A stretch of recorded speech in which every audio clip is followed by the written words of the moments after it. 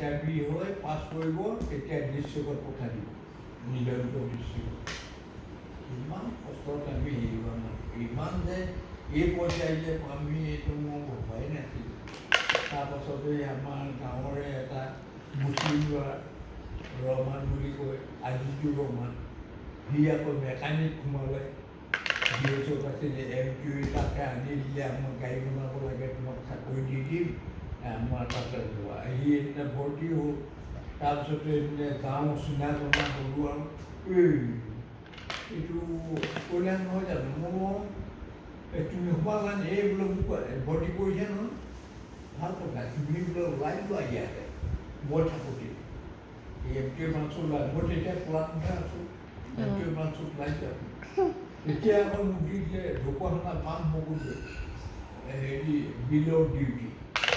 আমাৰ 11টা মানৰ ডিউটি তাত ডিউটি কৰি আছোঁ কৰি থাকোঁ ক'ত MQ ব্ৰাঞ্চত ওলাবলৈ ইমান ভাল পোৱা তাৰপিছত কৰি আছোঁ আৰু এই দাস বুলি মানুহ এজন আছিলে তেওঁ ছোৱালী এজনী আছিলে এই কমলাবাৰীত ঘৰ তেওঁ ক'লে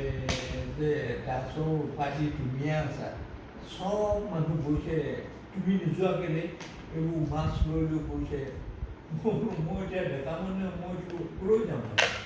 আকৌ দিবলৈ নাই নহয় তুমিও যোৱা কোনোবা নাই নেকি মই তেতিয়া মনতে খেলিলে এই কথা আৰু কিবা এটা